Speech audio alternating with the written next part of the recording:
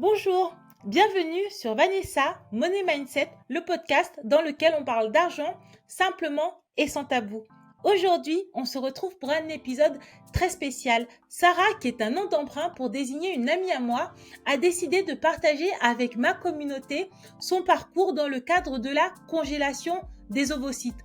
En effet, très peu de femmes s'expriment, témoignent et partagent de l'intérieur cette expérience. Nous sommes en train d'entrer dans une ère dans laquelle les femmes réfléchissent beaucoup plus qu'avant pour faire des enfants.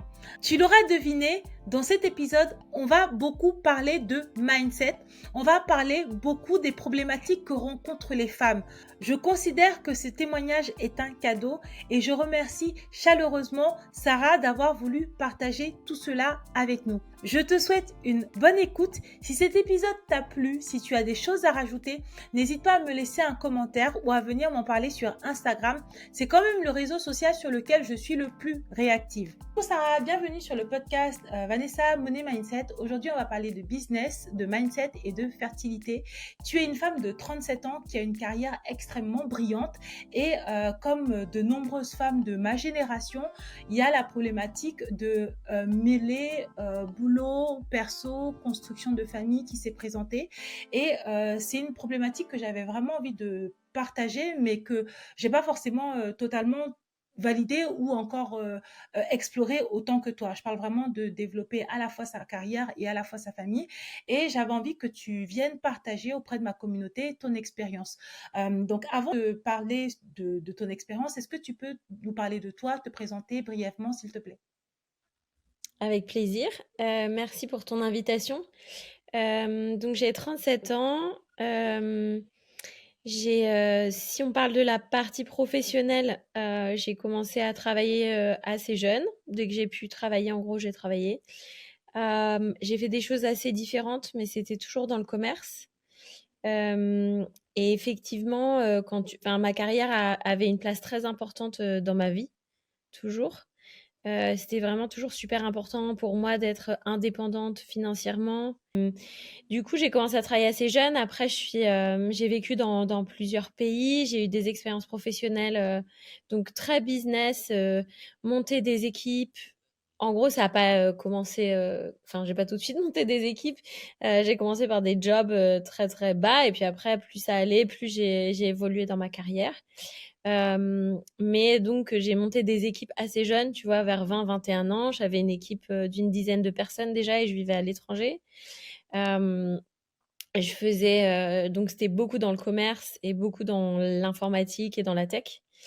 Euh, Après, j'ai travaillé pour des entreprises américaines, anglaises. J'ai fait donc beaucoup de commerce. C'était ouvrir des nouveaux marchés, apprendre à vendre des logiciels, apprendre à vendre des services. Et du coup, sur la partie plus personnelle, euh, j'ai eu un enfant quand j'avais 27 ans. Et du coup, ça a beaucoup. Et surtout, j'ai divorcé quand il en avait 2 et j'avais la garde de mon fils. Et du coup, ça a beaucoup chamboulé ma vie professionnelle parce qu'il fallait ben, que je puisse autant être là pour lui et profiter des moments ensemble et autant continuer à faire avancer ma carrière professionnelle. Donc, je me suis retrouvée devant des enjeux de gestion du temps et de l'énergie assez forts. Et, euh, et voilà, maintenant il a 10 ans, tu vois, j'en ai 37, il en a 10. Euh, donc c'est un autre paradigme qui est beaucoup plus calme et simple. Ce sur quoi j'aimerais rebondir, c'est que en fait, du coup, si on comprend en fait ton parcours, c'est que très jeune, tu as été manager, tu avais une vision de ta carrière ambitieuse et tu as réussi en même temps à avoir un équilibre pro-perso, c'est-à-dire que tu étais en couple, tu as fondé une famille rapidement, tu as eu ton premier bébé à 27 ans. Après, tu as aussi créé des entreprises, tu as été une entrepreneur successful, mais là où la thématique principale de notre épisode, c'est que en dehors de cette carrière florissante et impressionnante, tu t'es séparée. du père de ton enfant. Et jusqu'à présent, d'après ce que j'ai compris, tu m'éclaireras, tu ne t'es pas forcément remise en couple, mais tu avais été animée de la démarche, tu étais animée par la démarche de continuer à faire grandir ta famille. Donc, quelles ont été tes motivations pour pouvoir congeler tes ovocytes? Pourquoi tu as décidé de le faire et qu'est-ce que tu attendais de cette démarche? Donc, bah, moi, tu vois, j'ai toujours voulu des enfants et avoir une grande famille. C'était à la base, c'était mon but dans la vie. Et d'ailleurs, je l'ai dit il y a pas longtemps à mon fils qui m'a dit, mais c'est pas un but dans la vie d'avoir plein d'enfants. Et j'étais un peu vexée. Et il m'a dit, bah non, parce que ça, tout le monde peut le faire. Et je lui ai dit, ouais, mais moi, je voulais le faire super bien. Donc mon but, c'était d'avoir plusieurs enfants, tu vois, 3 ou 4. Et c'est pas ce qui s'est passé, tu vois. J'ai divorcé quand mon enfant avait 2 ans. Du coup, je me suis remise en couple entre-temps. Ça n'a pas fonctionné. Et le temps passe et je me rends compte que je suis toujours pas en couple. J'entends parler de la possibilité de congeler ses ovocytes en Espagne. Et je me dis que ça a l'air d'être une bonne idée. Le principe, en gros, c'est que tu congèles tes ovocytes pour pouvoir les utiliser dans les jusqu'à 45 ans. Et en gros, tu vas utiliser des ovocytes plus jeunes que le moment où tu veux faire un enfant, si tu as du mal à le faire. Donc, je me suis dit, imaginons que je rencontre quelqu'un à 42 ans, qu'à 44, on décide d'avoir un enfant, mais que c'est un petit peu difficile parce que c'est 44 ans. Mais je peux utiliser mes ovocytes de 36 ans pour le faire. Donc, j'ai commencé à regarder pour le faire en Espagne. C'était assez coûteux. Et au moment où je me suis décidée, la loi en France est passée pour pouvoir le faire en France, parce qu'avant, c'était pas autorisé, tu vois. À part si on avait des problèmes de système reproductif, mais sinon, on n'a pas le droit de congeler ses ovocytes juste pour les congeler, quoi. Ça s'appelle d'ailleurs, tu sais, tu peux dire sur ton dossier, il y a écrit quelle raison, et je crois que là, c'est une raison sociale, ça s'appelle. Donc voilà, et j'ai commencé après les démarches. Ouais, c'est vrai qu'on est en plein redressement démographique. Ils se sont peut-être rendus compte que les femmes françaises ont des problématiques qui font que bah, si on leur met les bâtons dans les roues, ça peut être plus compliqué en fait d'envisager bah, de fonder une famille. Pas parce qu'on veut pas, mais parce que déjà, faut trouver parfois le papa, ça prend du temps, faut construire la carrière, être autonome, c'est difficile. Et c'est marrant, je voulais rebondir sur la remarque de ton fils. Tout le monde peut le faire facilement. Non, tout le monde peut pas faire un enfant facilement. Et je pense que la majorité, enfin pas la majorité, mais beaucoup de femmes qui n'ont pas d'enfants, si elles n'ont pas d'enfants, c'est pas parce qu'elles ne veulent pas d'enfants, c'est que en fait elles ont considéré que l'écosystème autour, soit il n'y a pas de papa, soit elles n'ont pas l'impression d'être assez sécures financièrement, soit la personne en couple avec qui elles sont n'est pas assez rassurant. Résultat, elles attendent je pense comme toi, vouloir le faire super bien et que finalement, bah, le temps passe et en fait elles ne le font pas. Donc du coup, toi, tu as décidé, ok, tu t'es décidé de le faire même en Espagne et finalement la loi est passée en France et tu te lances en France. Et est-ce que tu peux nous raconter comment est-ce que ça s'est passé? Quelles sont les épreuves que tu as rencontrées, les moments de doute, les victoires, les échecs? Ouais. Oui, effectivement, tu sais, la première fois que, enfin, juste pour rebondir sur ce que tu viens de dire, la première fois que j'ai eu mon fils, là, donc à 26 ans, je m'étais posé aucune question. C'est-à-dire que je m'étais pas dit, est-ce que tu as assez d'argent? Je m'étais pas dit, pour moi, alors là, il suffisait de l'aimer et qu'il y a à manger et un toit sur la tête, tu vois. En réalité, maintenant que je l'ai déjà fait une fois, sans me poser plus de questions que ça, bah, c'est vrai que pour le coup, on trouve toujours des solutions.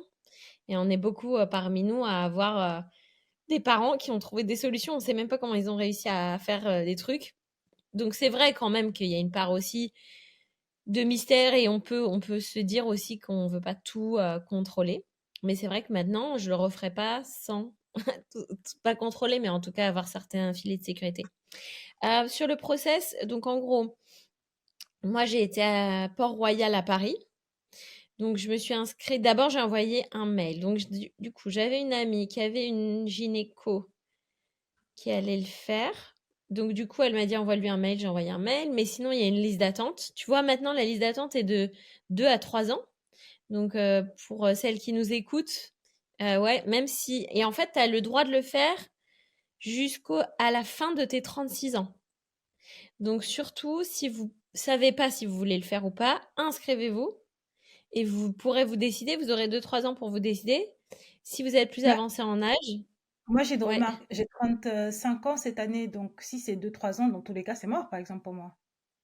ouais, tu peux demander à ce que ça aille plus vite. Tu peux demander à passer en priorité Hmm. pour que ça soit fait cette année. Mais en gros, il faut que tu te bouges à fond et que ce soit, tu mettes toute ton attention dessus, quoi. Ouais. Après, en Espagne, c'est plus cool, hein. Mais Bah, par en contre, tu Espagne, paieras. tu payes. Ouais. Voilà. Là, en France, si tu veux rentrer dans le système, après, c'est incroyable aussi parce que c'est gratuit, du coup. Je te dirai ce qu'on paye, mais tout est gratuit. C'est pas comme en Espagne. Donc, le principe, c'est que donc, tu t'inscris sur cette liste d'attente. Et quand t'arrêtes. Donc, moi, j'ai été une des premières en France, finalement, à le faire. Et ça se fait au même endroit où avant, si tu veux, enfin, ils le font encore, ils font les fécondations in vitro pour les couples qui ont du mal à avoir des enfants. Euh, et du coup, ils sont quand même habitués déjà à. En France, tu vois, c'est pas non plus nouveau, ils sont habitués à congeler des ovocytes. Tu vois, il y avait des femmes qui pouvaient le faire déjà parce qu'elles avaient des problèmes de santé. Donc, déjà, il faut pas se dire que ça vient d'arriver en France, mais ils savent pas comment faire. Enfin, ils savent déjà, ils le font déjà depuis des années et des années. Ensuite, donc, comment ça se passe? Tu vas faire pas mal de tests. Donc, tu vas rencontrer gynéco, sage-femme, biologiste.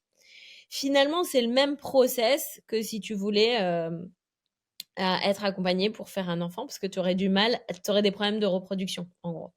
C'est au même endroit que ça se passe. Donc, on te fait faire les mêmes tests. Et après, tu vas avoir une période. Donc, on va te dire, OK, on décide à quelle date on va le faire ou sur quelle semaine. C'est dans 6 mois, tu vois. Ça prend au moins 1 an après le process, hein. Donc, tu vois, tu as ta liste d'attente et puis après, tu as tout le temps du process.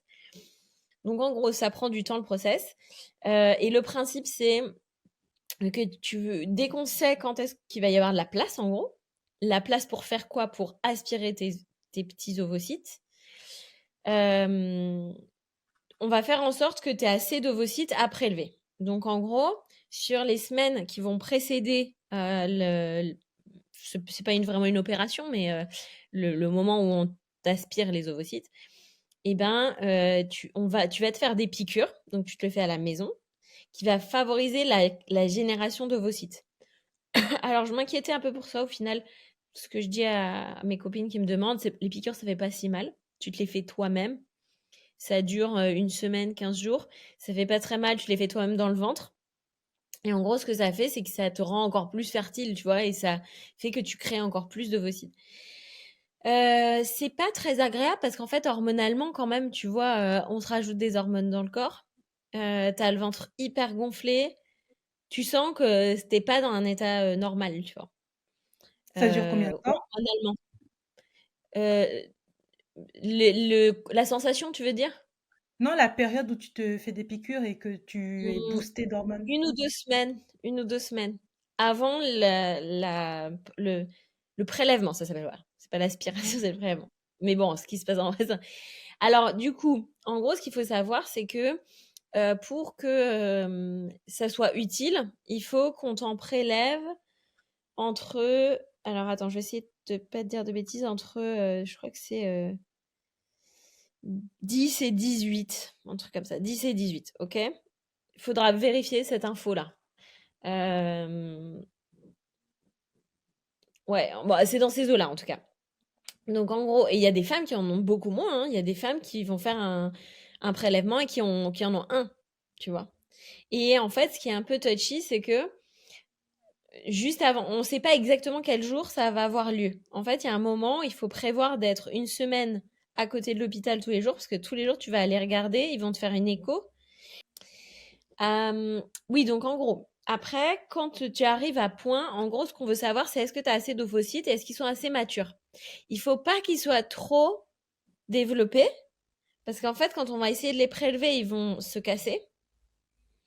Et il faut pas qu'ils soient trop petits, sinon ils sont pas assez mûrs. Donc en fait, on va te faire une échographie pour voir combien il y en a et est-ce qu'ils ont la bonne taille. La première fois, donc, je me suis fait prélever. Heu, ça s'est très mal passé pour moi, mais parce que vraiment, on m'a préparé à rien. Moi, j'étais trop tranquille, je pensais que ça allait durer un quart d'heure. Moi, j'y suis allée, j'avais des rendez-vous, genre dans la matinée, tu vois? Avec des clients et tout. J'y suis allée, on m'a dit: «Bah, non, vous pourrez pas qui vous vient vous chercher?» Et je dis: «Bah, personne». «Bah non, vous aurez pas le droit de sortir de la clinique, sans que quelqu'un vienne vous chercher». Déjà, je dis: «OK, mais c'est à quelle heure?» Et là, ils me disent: «Bah, ce sera minimum à partir de 15 heures». Et il était 6 heures du mat. Et du coup, je dis: «Mais non, j'ai des rendez-vous». Ils me disent: «Non, mais madame, je crois que vous vous rendez pas compte». Donc tu vois, je l'ai découvert que c'était quand même un acte important qu'au moment où je le fais, quoi. Donc j'ai appelé, une personne de confiance, qui venait me chercher du coup à 15 heures, mais donc j'ai annulé tous mes rendez-vous, machin. Hem, J'avais pas demandé anesthésie générale, j'avais demandé anesthésie locale. Alors franchement, mais dans mon dossier, ils s'étaient trompés, ils avaient mis anesthésie générale. Donc en gros, ils m'ont fait une anesthésie locale, mais dans l'endroit où normalement tu vois pas ce qui se passe parce que tu as en anesthésie générale. Et en fait, quand tu es en anesthésie générale, bah, et que tu es en hôpital public, tu as des internes, tu as tout un tas de gens qui sont là autour pour apprendre. Et là, donc, la première fois, je veux pas vous raconter, enfin, celles qui écoutent, des histoires qui font peur parce que vraiment, je vous raconterai la deuxième fois qui s'est très très bien passée, mais même c'était génial, tu vois. Et je pense que là, c'était juste une somme de pas être préparé. Donc là, je vous raconte comme ça, préparez-vous, posez les bonnes questions, quoi, tu vois.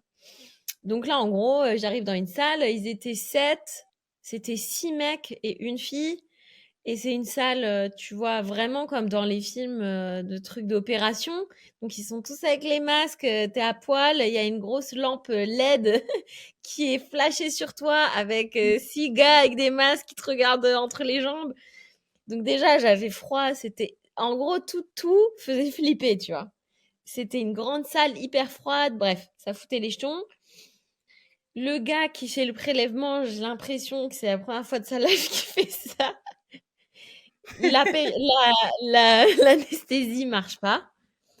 Et là, mais la douleur, mais moi, je pensais que ça faisait rien. J'avais rien Mais compris. Et je tu te jure, censé être sous anesthésie. Non, là, je suis pas d'accord. Tu peux pas dire que tu avais rien compris. Tu es censé être sous anesthésie locale ou au moins générale. Donc, mais c'est tu vois, pour moi, anesthésie locale, tu vois, tu le fais pour une dent. Voilà, tu vois. Pour moi, c'est mais pas un truc de ouf, tu vois. Mais tu es censé Bon, ne bref. rien sentir. Parce que pour Oui, moi, ben, je suis pas en ouais, train de te critiquer, mais quand tu me dis que tu avais rien compris, non, au contraire, tu as tout compris. C'est pas parce qu'ils ont loupé leur anesthésie et que du coup tu as eu mal que par défaut, c'est pas oui, censé ne pas faire mal, tu vois. oui. Oui, ben en tout cas, j'ai eu méga mal, mais vraiment une douleur horrible, hein. Vraiment, là, c'est horrible. C'est comme si toi, t'étais une grappe de raisin et qu'on t'arrachait les raisins, tu vois. Mais toi, t'es la grappe, enfin, Bon, t'es la grappe, t'es les ça raisins va, et tout. C'était vrai. doucement, on va pas traumatiser les femmes qui Non, se t'inquiète pas. renseignent. T'inquiète pas parce qu'après, il y a un happy end. Il y a un happy end. Donc, bref, ça m'a fait très mal. Mais malgré tout, déjà, il y en avait 10 sur la première fois, donc c'était trop génial. Donc, c'est beaucoup, en fait, 10. Donc, ça a marché. Ça a fait que moi, tu sais, ça m'arrive très rarement d'être dans des positions de vulnérabilité. Et là, j'ai dû demander de l'aide à mes proches. Et je te jure que ça m'arrive très rarement. Mais là, vraiment, j'ai du mal à marcher et tout. J'ai vraiment demandé de l'aide et je me suis rendu compte qu'il y a plein de gens autour de moi qui étaient là pour m'aider. Donc ça, c'était trop génial. Après, Attends, 2 et secondes, je me permets de te ouais, couper aussi parce que c'est hyper important cette partie-là, concrète, qui est que tu as du mal à marcher, après on peut pas marcher, c'est ça? On est en fauteuil roulant, on peut pas cuisiner. Qu'est-ce que, on peut pas faire? Pendant combien de temps on ne peut pas le faire? Et comment est-ce que tes proches t'ont aidé, par exemple? bah, en gros, déjà, tu peux te faire arrêter. Je crois que de base, ils t'arrêtent 2 jours. Moi, je savais même pas ça. Donc, j'avais pas pris de jour, tu vois. Et donc là, bah, du coup, j'ai dit à l'entreprise avec laquelle je travaillais que je devais faire une pause, quoi, parce que donc si tu peux marcher, j'ai pu monter les escaliers pour aller chez moi. Je pouvais faire des trucs, mais j'aurais pas, par exemple, monté les escaliers 10 fois dans la journée, quoi, tu vois. Je le faisais une fois par jour. Donc pendant, en tout cas, je te dirais que ça durait 2, 3 jours. Je pouvais faire des trucs, mais il fallait que j'aille un peu, tu vois, au ralenti. Je faisais le minimum, tu vois, et je restais plutôt allongée. Mais en fait, je pense que pour celles qui ont déjà vécu peut-être une fausse couche ou peut-être un avortement, si c'est un petit peu avancé, tu vois, ben, je pense que ça doit être similaire finalement, de ce que j'ai compris après. Euh, donc bon, après, je te dis, nous les femmes, on vit des choses parfois, on se rend pas compte à quel point on est forte et c'est après qu'on se dit, mais c'est incroyable, tu vois. Et là, voilà, donc là, ça dure 3 jours et, et évidemment, c'est beaucoup moins traumatisant qu'une fausse couche ou un avortement parce que c'est une décision qui est prise en conscience pour préserver une vie possible. Donc, c'est très différent comme cas, tu vois, comme cas. Donc, j'étais traumatisée un petit peu psychologiquement parce que ils étaient vraiment beaucoup dans la pièce et ça m'a mis très mal à l'aise, tu vois, d'être entourée de plein d'hommes comme ça. Donc, bref, là, en gros, tu as le droit à 3 ponctions maximum, ok? Et on va faire en sorte que tu en aies une vingtaine idéalement. Ce que je savais pas, c'est qu'en fait, tu as le droit de faire des ponctions que jusqu'à 36 ans. Moi, on m'avait dit c'est jusqu'à 37, mais moi, pour moi, une fois que j'étais dans le process, même si ça a duré 3 ans, bah, on s'en foutait parce que j'étais dans le process. Et là, ils me disent non, non, légalement, t'as pas le droit de faire si t'as plus de 30, enfin, si t'as 37 ans et un jour, quoi. Et là, c'était chaud parce qu'en fait, je l'avais fait en décembre et mon anniversaire, c'est en février. Et en février, donc 2 mois plus tard, j'avais 37 ans. Et et ils me disent non, mais on pourra pas faire d'autres ponctions, donc vous en aurez que 10. Et du coup, j'ai pété un plomb et je leur ai dit que c'était pas possible. Bah sinon, ça sert à rien, tu vois. Et donc là, j'ai pris une avocate pour qui me trouve un rendez-vous avant. Ouais. Et ça a marché. Donc, tu vois, j'ai quand même eu des frais. Ça a fonctionné. Ils m'ont fait une ponction, mais vraiment la veille de mon anniv, quoi. Donc, une deuxième, mais je savais que je n'aurais pas de troisième.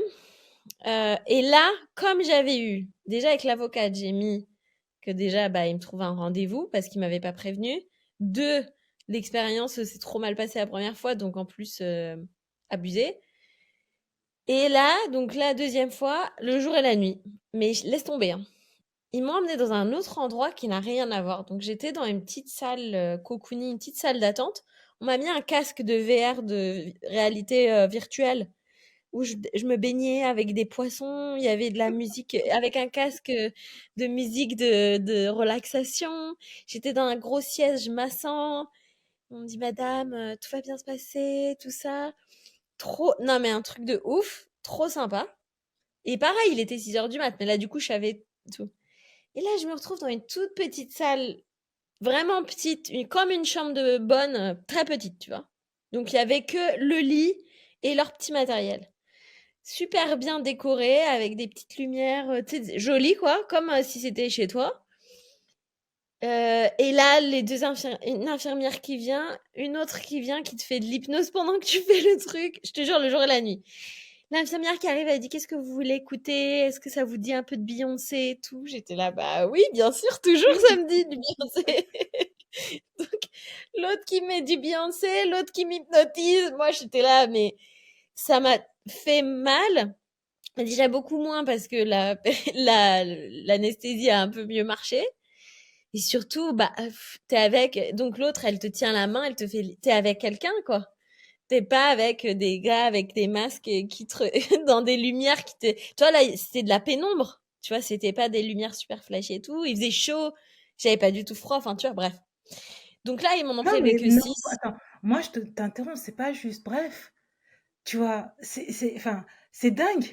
C'est pas juste bref. Après, le président, il va faire des discours comme quoi il faut repeupler les naissances. Mais on a besoin d'être un peu bien traité. Enfin, tu vois, pour moi, c'est hyper important. Quand il décrit les deux expériences, ben évidemment, tu vois, je me dis oui, bon, peut-être pas jusqu'à ce qu'on me hypnotise et qu'on me mette du Beyoncé et qu'on me masse les pieds, mais Mais genre, moi, je m'imagine nue devant 6 hommes avec une LED dans le froid, même si c'est pour sauver le pays, ça va être compliqué, tu vois. Waouh! Franchement, mais c'est un cadeau que tu nous fais en nous racontant ton expérience. C'est pour ça que je dis, c'est pour ça que je vais vous dire ce qu'il faut faire et ce qu'il faut pas faire. Mais parce que la deuxième fois, j'étais forte de la première expérience et aussi ça m'a appris vraiment à, même si parfois je l'ai fait dans ma vie pro, mais là en fait dans ma vie perso, ça m'a appris à stand up pour moi-même quoi. Ouais. Parce qu'en fait, tu vois, même mon premier accouchement, qui est une toute autre histoire qu'on va pas raconter ici parce que c'est pas l'objet du podcast, mais qui est pas si loin de la première expérience, tu vois. Euh, D'accord. je me suis pas du tout, j'avais même pas compris que je pouvais avoir des demandes, avoir des requêtes, avoir des exigences, tu vois. Alors qu'il s'agissait de mon corps, de mon accouchement, de mon moment. Et pareil pour la première ponction. En fait, j'avais le droit d'avoir des exigences et, et moi, j'avais l'impression qu'on me faisait un cadeau, tu vois. Et en fait, parce que c'est un système qui est aussi gratuit, tu dis, bah dis donc, déjà, t'as de la chance, hein, c'est gratos, donc subis, tu vois. Alors qu'en fait, mon premier pôle de dépense, parce que c'est aussi le thème de ton podcast, mon premier Ouais, pôle de dépense dans ma vie, c'est les impôts. ouais. C'est pas mon loyer, hein. Bah oui. Et Non, non, mais les impôts de dépenses, dès que tu dépasses un certain niveau de salaire, et c'est pas non plus forcément très élevé, ton premier pôle de dépense, ça devient les impôts.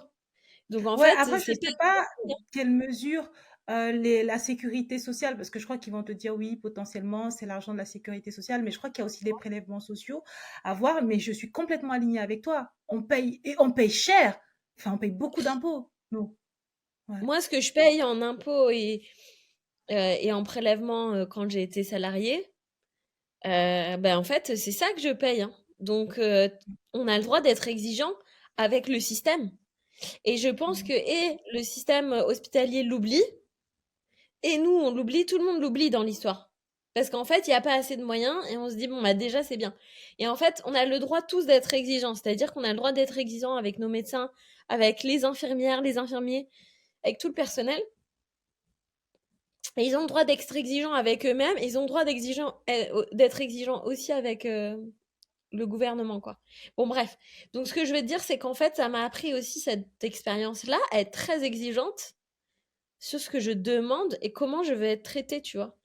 Et je Et vais te raconter. Ouais, vas-y, vas-y. j'avais envie de rebondir pour pas qu'on perde ce sujet-là qui est important. Qu'est-ce qu'on peut demander? Voilà, alors c'est ce que je veux dire. Déjà, quand vous rentrez dans le process, mais de toute façon, avec n'importe quel process médical, je vous conseille de le faire. C'est ce que je vais faire maintenant, moi, et ce que j'ai commencé à faire déjà. Marquez tous les noms des médecins, des infirmiers et des gens que vous allez croiser. Parce qu'en fait, t'as machin qui te dit un truc, t'as l'autre qui. Tu sais jamais qui est qui. En fait, tu rentres dans un hôpital, même si tu vois, tu vas accoucher, tu vas te faire opérer, tu sais pas qui est qui. T'en croises un, et c'est un interne, et c'est qui. Mais en fait, les gens, ils ont des responsabilités, ils ont des noms, et il y a des histoires bien plus difficiles que je connais, où en fait, il y a des moments où on n'est pas bien traité, on n'est pas bien euh, attendu. Pas attendu, ça c'est en anglais, mais bref, on s'occupe pas correctement de nous. Donc déjà, vous marquez les noms des gens. Quand vous rentrez dans le process, oui, vous êtes madame, vous êtes sage-femme, oui, c'est quoi votre nom? Ils vont être surpris. Vous avez le droit. Je vous dis, vous allez me voir nu là. J'ai le droit de savoir quand même comment tu t'appelles, non? Non, mais C'est c'est vrai tellement en fait. vrai. Il y en a qui se présentent pas en fait. Ils arrivent, ils disent, vous mettez là, vous déshabillez. Tu sais pas en fait. Et c'est pas je suis docteur machin ou je suis sage-femme madame machin. Donc déjà, vous rétablissez un rapport où vous allez vous mettre à poil, vous allez tout donner, votre nom, votre prénom, votre sécu, votre machin, votre truc. En face, vous avez le droit d'avoir déjà une exigence. Donc, demandez le nom des gens. Notez à chaque étape ce qu'ils vous disent.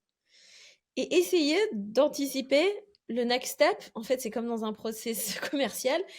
Essayez d'avoir le scénario final parce que là, ils vous disent, bon, bah, la prochaine truc, c'est la prise de sang. Après, vous venez lundi à 6h. Et en fait, demandez comment ça va se passer exactement. Je vais arriver, il se passe quoi? Je vais être toute seule? Je vais pas être toute seule? Je peux garder mon téléphone? Parce qu'en fait, tu sais pas, mais tu vas être à poil pendant 4 heures. Tu vas pas avoir le droit d'avoir ton téléphone avec toi. Il se passe des trucs, en fait. Et demandez juste. Comme ça, vous êtes préparé. Et après, vous savez que vous pouvez en parler à vos copines. Vous pouvez en parler à quelqu'un de proche. Vous pouvez avoir des gens qui vous disent, qui vont savoir ce qui se passe pour vous, qui prennent des news, qui savent à quel étage c'est, à quel machin. En gros, parce que là, sinon, tu te retrouves tout seul dans un système où eux, ils sont habitués, c'est leur vie de tous les jours, travailler dans un hôpital. Donc, on peut pas leur en vouloir que tu sois un numéro. C'est à toi de pas oublier que t'es pas un numéro, en fait.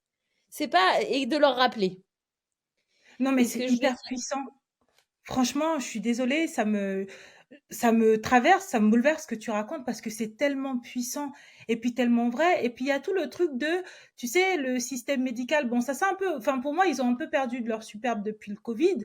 Mais il y a tout le truc de oui, c'est des médecins, donc on doit limite s'écraser et puis tout accepter et se faire tout petit alors que comme tu l'as dit on paye des impôts et que enfin tu vois on a des droits et en plus moi en tant que femme noire c'est important parce que la douleur des femmes noires il y a tout un sujet mais c'est pas l'objet du podcast mais il y a tout un truc de moi à chaque fois que je vais dans un hôpital je prends cher mais littéralement tu vois c'est même traumatisant donc de se dire que c'est important aussi aux femmes qui sont racisées comme moi déjà de savoir ce que d'écouter tes conseils, parce qu'en plus, toi, t'as pas ce, entre guillemets, handicap, mais t'as quand même pris cher, mais c'est de se dire que oui, il y a un process à respecter pour se battre pour ses droits, et merci beaucoup de nous en faire part.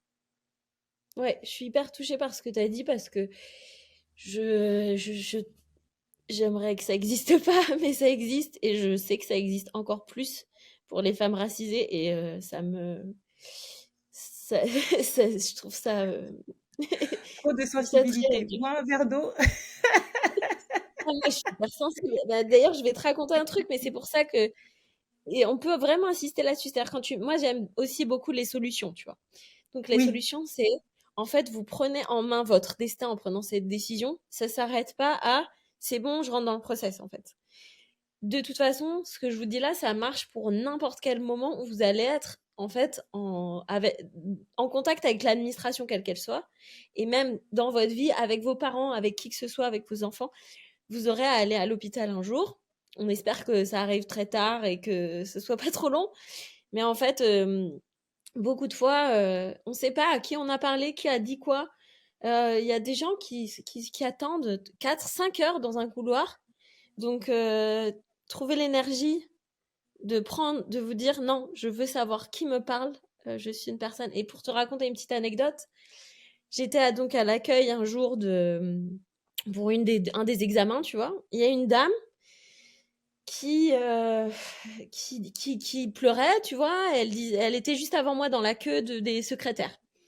Et son sac tombe, son écharpe tombe, elle pleure, elle morve et tout ce que tu veux. Et elle dit, mais si c'est aujourd'hui que j'avais rendez-vous, les dames leur disent non, c'est pas aujourd'hui, madame. Elle dit, mais si, mais je viens d'avoir une fausse couche, mais machin. Donc en fait, elle était en train de vivre un truc horrible et elle est dans une détresse, mais laisse tomber quoi. Et les deux secrétaires qui la regardent, genre elle est par terre, tu vois. Et donc ils la regardent. Je suis rentrée dans le truc, je lui ai dit, attends, pose tes affaires. Je l'ai levée, je l'ai prise dans mes bras et je lui ai dit, tu as déjà vécu, je suis sûre, des trucs durs. Tu vas passer cette période, mais juste je l'ai prise dans les bras. Il faut savoir quand même que c'est assez froid, quoi. Tout cet environnement aussi. C'est-à-dire, moi, je veux pas. Et pourquoi aussi je le dis, c'est pas parce que si vous avez envie de préserver vos ovocytes ou de faire une PMA, en fait, vous allez le faire. C'est pas que je dise que ça fait peur qui va vous décourager. Et si ça vous ouais, décourage d'ailleurs, c'est que vous n'avez pas, dans le fond, peut-être que c'est pas le chemin pour vous. Parce que moi, tu me l'aurais raconté, je l'aurais quand même fait. on est d'accord. Donc, c'est pour ça que je le raconte. C'est juste pour éviter certains trucs. C'est-à-dire que ça va être globalement froid, très administratif, alors que ça devrait être aussi joyeux, aussi doux. Ça devrait être une fête aussi. Tu vois, Bah, c'est pour pour préserver la avoir vie, quoi. Bah, en fait, pour moi, pour avoir fréquenté quelques personnes qui sont un peu dans le milieu médical, le fait que ça soit froid, que entre guillemets en termes d'émotion, on retrouve pas ça, c'est qu'ils m'ont répété plusieurs fois et c'est ce que j'ai à peu près compris, c'est ils sont obligés de se blinder. Tu vois. Donc en fait, la douleur qui nous, parce que tu es hypersensible, moi aussi, quand je vois quelqu'un qui souffre, ça me touche et tu vois, ça vient me réveiller très vite. Et bah eux, pour se protéger, étant donné ils sont bah, ils voient tous les jours des trucs horribles, bah en fait pour pas péter les plombs ou pour pas forcément tomber en dépression ou autre, bah du coup ils se blindent et du coup ils sont limite pas insensibles, mais il y a un peu de ce truc là. Donc du coup je dirais pas que je leur jette la pierre ou je dirais pas que c'est normal ou que je comprends, mais finalement tu vois avec du recul c'est quelque chose que je peux entendre. Même si pour moi il devrait y avoir des systèmes pour voilà quand une femme fait une fausse couche, un accompagnement particulier, enfin tu vois pour que et peut-être même que ça existe, mais en tout cas il devrait en parler beaucoup plus. Et c'est vrai que franchement merci de ton témoignage parce que même si ça vend pas du rêve et tout à l'heure je t'ai interrompu parce que c'était trop, franchement c'était trop même d'abord pour moi parce que moi je reste sensible et en plus, enfin je le répète tout le temps, mes auditrices elles ont toutes compris, j'ai 35 piges, tu vois. Donc du coup je viens à peine de me mettre en couple et moi j'ai rien congelé du tout et bah, tout comme toi, moi à 20 ans je voulais faire 4 enfants. Là déjà je suis en train de me dire si j'arrive à en faire un et si j'arrive à congeler parce qu'en plus tu m'expliques que c'est entre 35 et 42, moi les 42 j'ai l'impression que c'est demain. Si j'arrive à congeler, à les faire avant et à faire tenir ma relation qui est toute naissante pour pouvoir fonder cette famille. Enfin, pour le coup, tu vois, je fais cet épisode pour mes auditrices, mais avant tout aussi pour moi. Et tu vois, quand tu parlais de la salle, des 5 hommes, et puis le déshabillez-vous et le truc hyper violent, moi, j'ai déjà vécu ce genre de choses. Tu vois, et du coup c'est pour ça que même pour moi c'était non pause attends parce que j'étais en train ça me rappelait tu vois plein de souvenirs et je me suis dit non je suis pas tout de suite là dans cet enchaînement. On pourra en parler, tu vois, genre on pourra parler de toutes les parties négatives, mais c'est vrai que genre limite j'ai eu besoin de une pause entre chaque bombe traumatisante, une petite pause de bon voilà le mindset. Attends, Rappel. non mais juste, ouais. Attends, juste deux trucs. Un, il y a beaucoup plus de chances que si j'ai un autre enfant, que ce soit avec une personne et que ce soit naturellement. Et il y a beaucoup de chances pour que j'utilise pas ces ovocytes. Je crois qu'il y a que 10% des ovocytes qui sont congelés qui sont vraiment utilisés, tu vois. Donc je pense Ouais, que ça, mais c'est moi un espèce de filet de sécurité. Attends, juste avant qu'on parle des ovocytes, je voulais juste te dire sur ce blindé là. Pour les personnes qui travailleraient dans le médical et qui nous écouteraient ou qui auraient des proches, demandez-vous qui a dit que pour travailler dans le médical et pour supporter, il fallait se blinder. Vous allez tomber sur une bande de mecs qui a dit c'est ça qu'il faut faire. Et moi, je crois que de se blinder là, ça rend malade. Je vous le dis, je pense que ça vous rend malade, que vous allez vivre moins longtemps.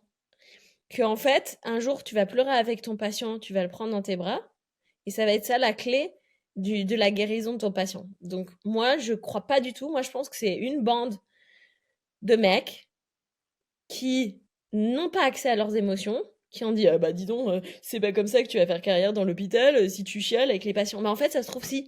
Moi j'ai un autre avis là-dessus. Je crois pas que de brider ses émotions et d'être ça fait avancer l'humanité de quelque manière que ce soit. Je pense que ça fait reculer et que ça rend malade les gens. Ok. Euh, mais pour la fertilité, oui, moi je pense que malgré tout, il faut pas non plus trop flipper. Je veux dire, j'ai combien d'amis? J'ai une amie qui a eu sa fille à 50 ans. Hein. Donc ça existe. J'en connais d'autres qui les ont à 41, 42, 43, 44 ans. Sans Naturellement, tu PMA, vois. naturellement. Ok. Donc Ok. Bah il moi y a en ça fait aussi. c'était pas un sujet tant que j'étais célibataire, parce que de toutes les manières, trouver la bonne personne, moi j'avais l'impression que c'était franchement la mission, pas mission impossible, mais flemme. Et genre, j'avais compris que pour moi, c'était en mode, on essaye d'être heureuse. Et déjà, être heureux, c'est un job en Occident et quand t'es une femme et encore plus quand t'es une femme noire et si t'es une femme entreprise noire qui parle d'argent, c'est vraiment un job, ça devient toute une mission de vie. Donc après tous les trucs de fonder une famille, vraiment faire avoir tout le package, c'était quelque chose que je voulais, mais ça me semblait quand même lointain. Et rien que être bien et stabiliser ma vie, ça me semblait vraiment une épreuve. Et je sais qu'il y a beaucoup de femmes dans ma communauté qui sont concernées par ce genre de problématiques et même des hommes. J'en parle de plus en plus à des hommes qui sont aussi célibataires, qui veulent aussi se mettre mettre en couple et qui, eux, n'ont même pas la possibilité d'aller faire des enfants tout seuls ou des trucs comme ça et qui se demandent comment faire, enfin, tu vois, ou même qui sont en couple et comment comprendre ma compagne, tu vois. Donc du coup, franchement, merci pour ton témoignage parce que ça m'a fait du bien. Sur la partie gestion des émotions, j'entends complètement ce que tu dis. En vrai, moi, j'ai entendu quand on me parle de maîtriser ses émotions et de presque être insensible, c'est quelque chose que je peux entendre. Est-ce que je le partage? En tout cas, c'est quelque chose que j'entends. Moi, je n'arrive pas trop bien à tout maîtriser. Je suis hyper sensible, hyper émotive. Après, est-ce que je pense que c'est accepter l'intégralité de ses émotions, les partager avec ses passions, les partager avec tout le monde? C'est à peu près ce que je fais, mais c'est plus ce que je fais quand, en vrai, j'ai pas vraiment le choix. Tu vois, il y a des moments, tu es bouleversé par une phase d'émotion et c'est en public et ça se passe devant les gens, bah, je maîtrise pas le acting game suffisamment pour pas que ça se voit. Donc, ça permet aussi de connecter, de nouer un lien avec les personnes en face de Mm. toi. Mais c'est vrai que, en tout cas, si d'ailleurs je dois me prononcer, moi, je serais plus quand même pour un entre-deux. C'est-à-dire que garder les émotions, mais les contrôler un petit peu quand même. Parce que quand tu te fais déborder par tes émotions, qu'elles soient positives ou négatives, je trouve qu'il y a une forme de perte de contrôle des fois qui fait que, enfin, en tout cas, moi, ça m'est déjà arrivé, ça m'est même souvent arrivé de regretter, en fait. De regretter, Oui, de mettre, non, mais je tu vois, comprends. Ouais, je comprends ce que tu dis. Et dans le cadre d'une relation entre un professionnel et un patient ou un client, évidemment, et c'est comme une relation entre, par exemple, un parent et un enfant.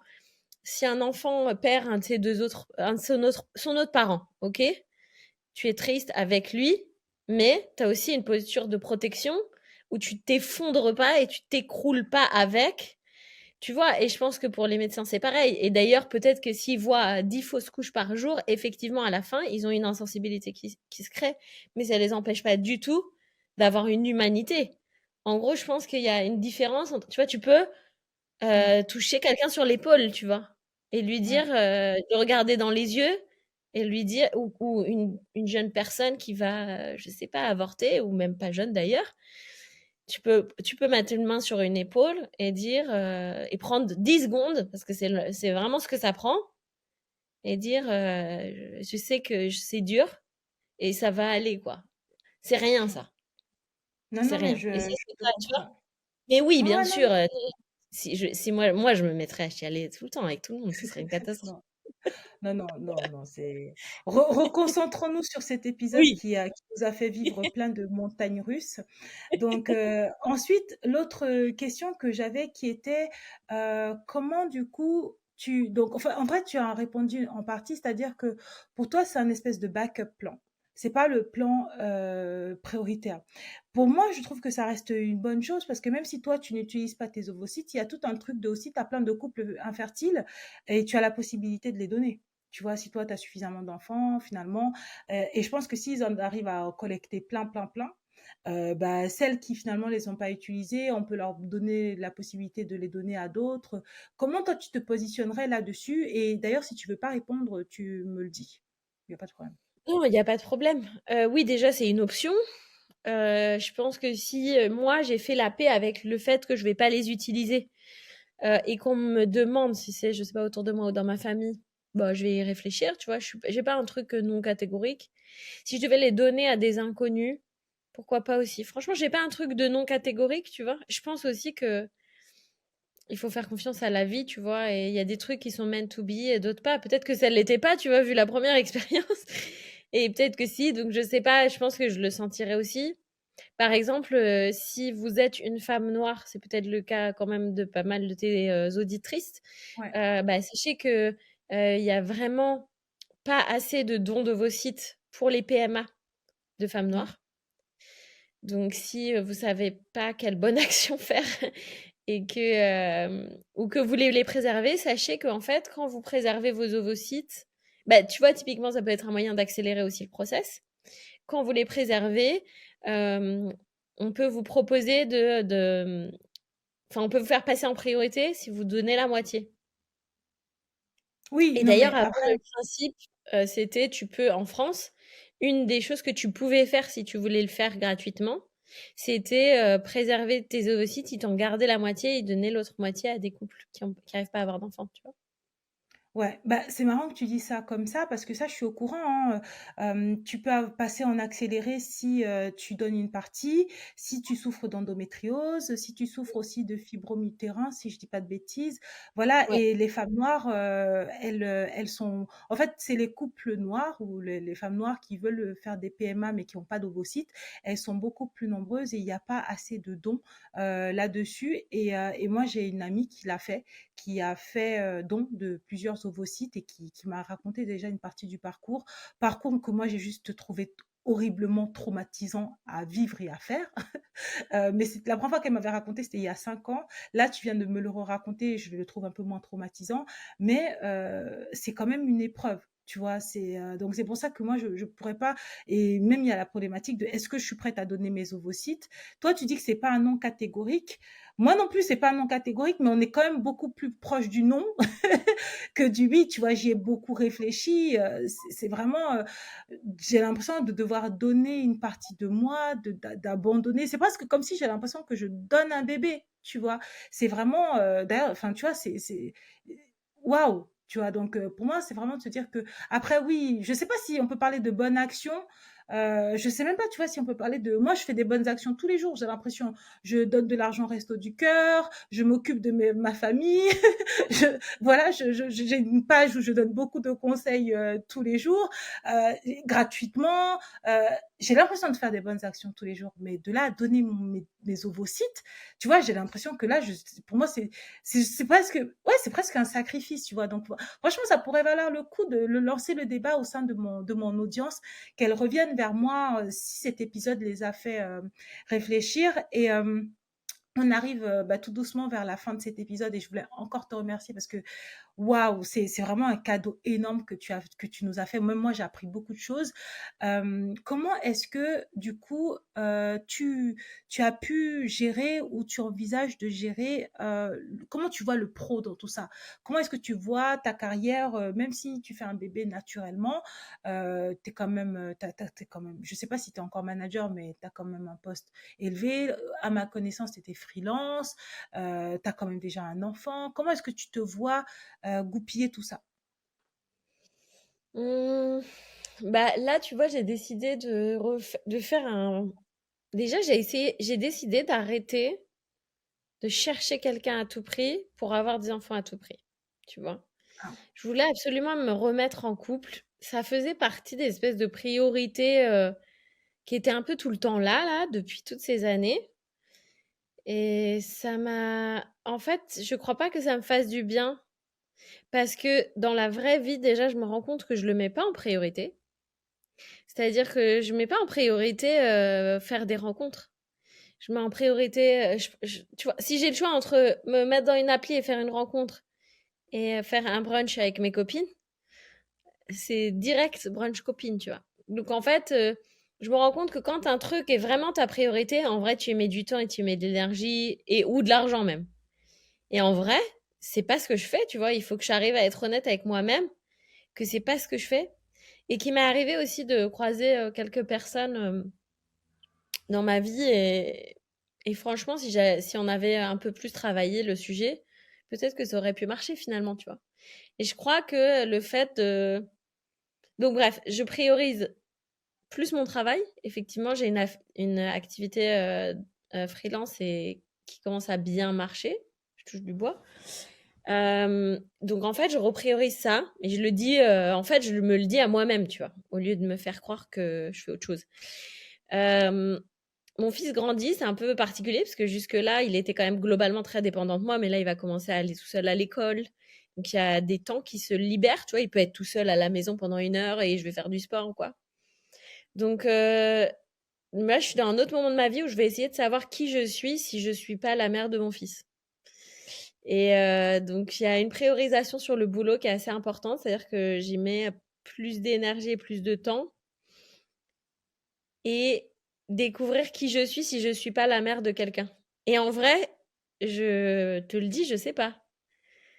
Vu que c'était bah, ça non, mais c'était ma prio ultime de tout, enfin, même si j'ai effectivement, tu l'as dit, hein, j'ai fait des trucs de ouf, j'ai super bien travaillé, j'ai été très visible en plus à des moments donnés et même dans l'entrepreneuriat et tout. Mais en réalité, Ma prio, c'était, d'être une mère et je sais pas qui je suis si je suis pas que ça. Tu vois ce que je veux dire?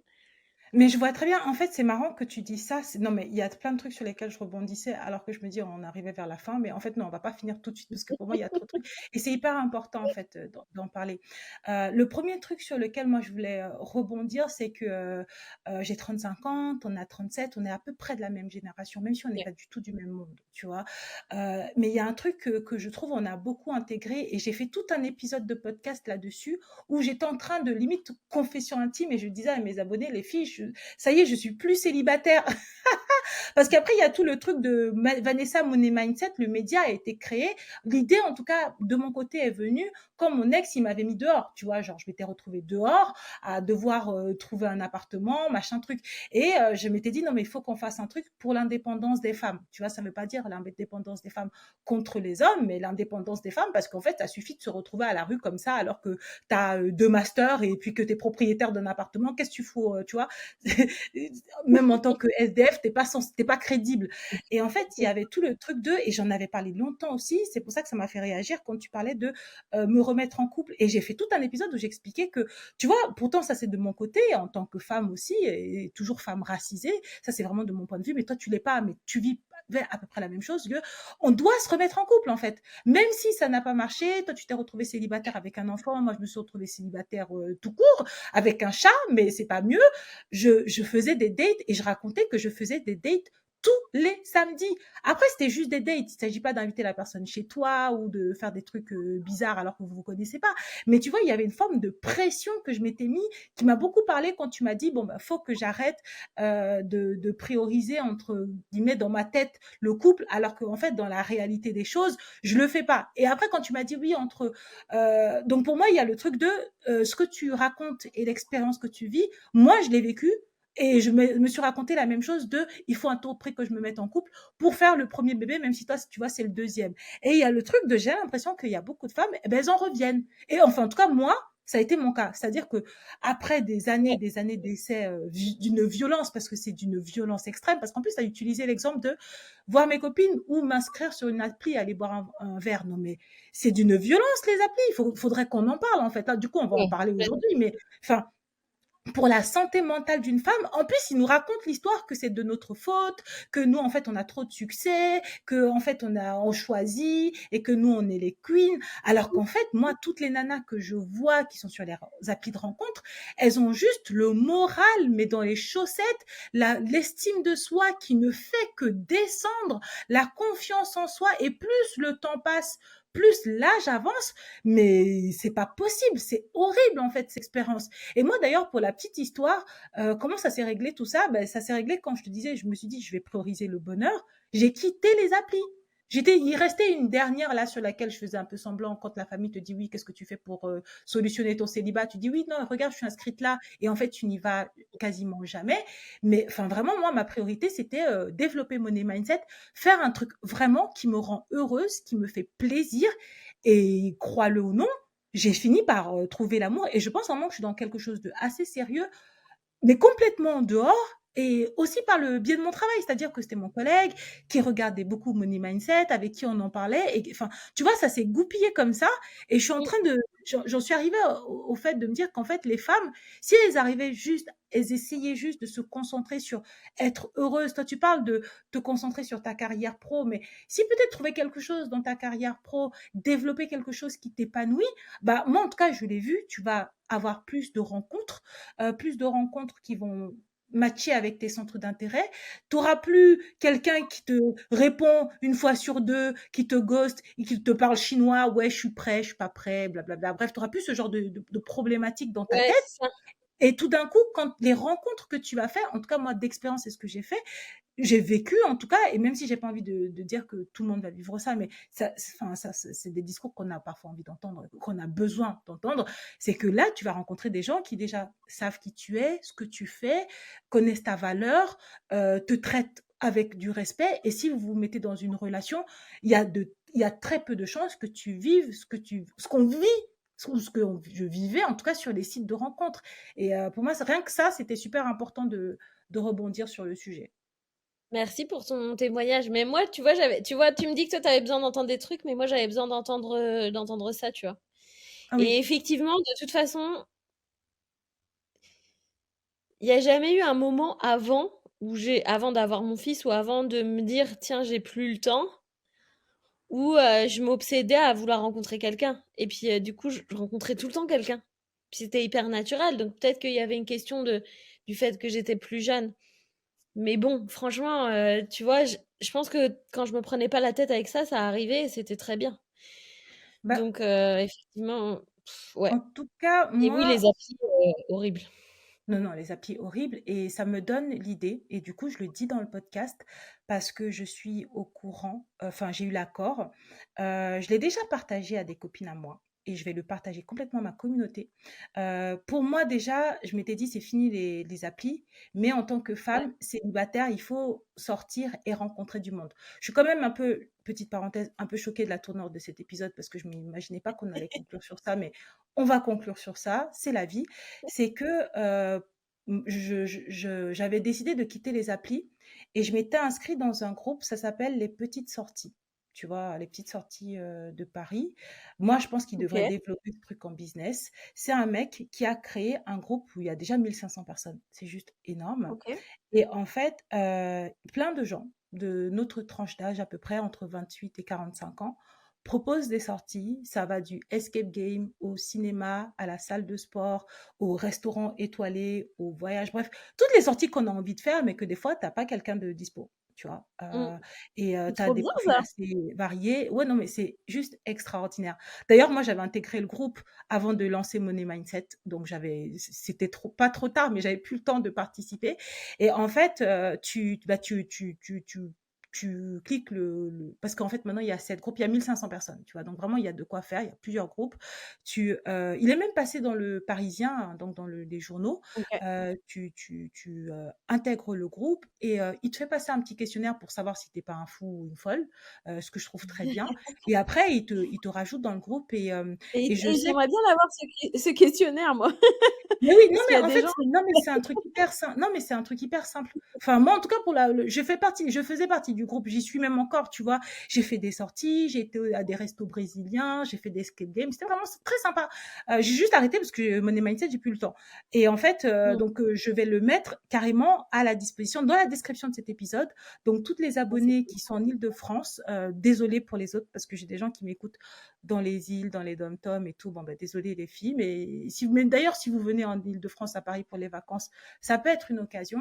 Je lui ai déjà demandé parce que je lui avais dit ton concept c'est génial, moi j'adore ce que tu fais. Est-ce que je peux faire ta pub sur les réseaux sociaux? Et il m'avait dit oui, oui, oui, je suis trop content. Donc je vais mettre le lien en description de l'épisode de podcast. Donc toutes les trop bien. traumatisées de Tinder, Bumble, Happen, tout ça là, et que tu en as marre et que tu veux rencontrer des gens dans la vraie vie et faire des activités et juste peut-être te changer des idées, pour l'instant c'est gratuit, je vais mettre le lien, tu auras juste à cliquer, parler à la personne et voilà.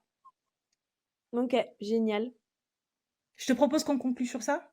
Est-ce que tu veux rajouter un conseil pour mes auditrices?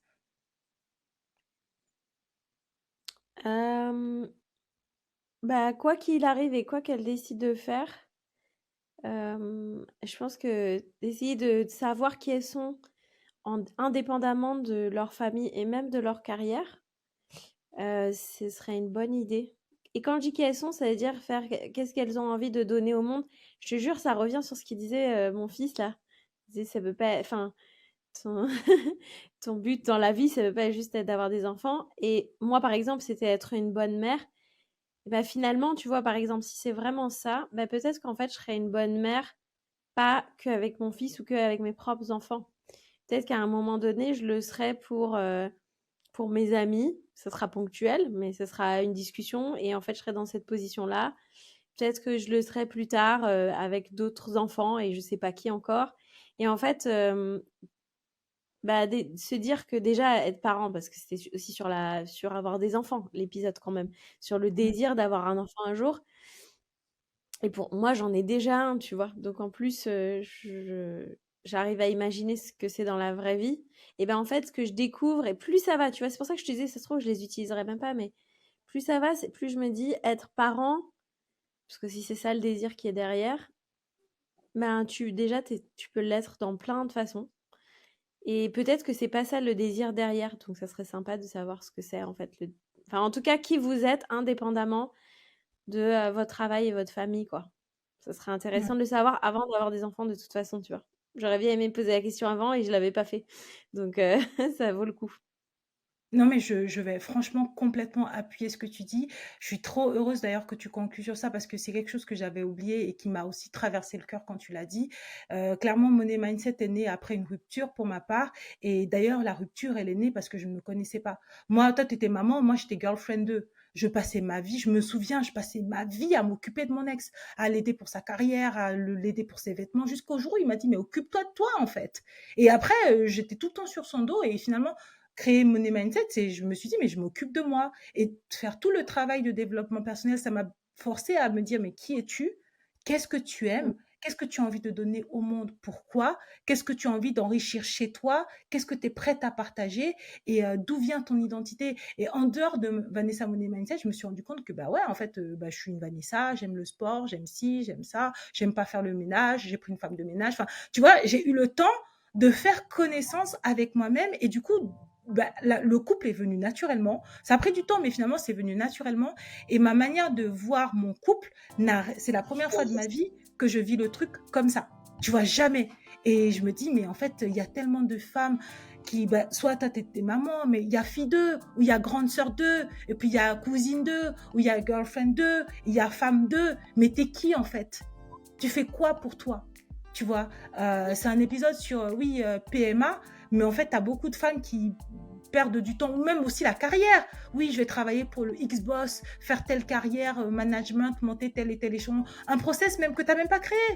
Tu acceptes de subir le process de X, Y alors que tu l'as même pas créé. Et si jamais tu étais entrepreneur ou tu créais ton propre side business et que, enfin, tu vois, comment est-ce que tu drives ta vie et finalement, tu vas te poser les vraies bonnes questions qui sont que est-ce que j'ai envie de faire un enfant tout de suite ou plus tard? Comment l'adopter? Avec qui? Dans quelles conditions? Ouais. On peut conclure là-dessus. Bah écoute, merci beaucoup et puis à bientôt. Merci à toi. Merci d'avoir écouté cet épisode. J'espère qu'il t'a plu. Que tu sois un homme ou que tu sois une femme, j'espère que cet épisode t'a fait réfléchir. N'hésite pas à me donner ton avis ou à me dire ce que tu en as pensé sur les réseaux sociaux. À bientôt. Bisous bisous.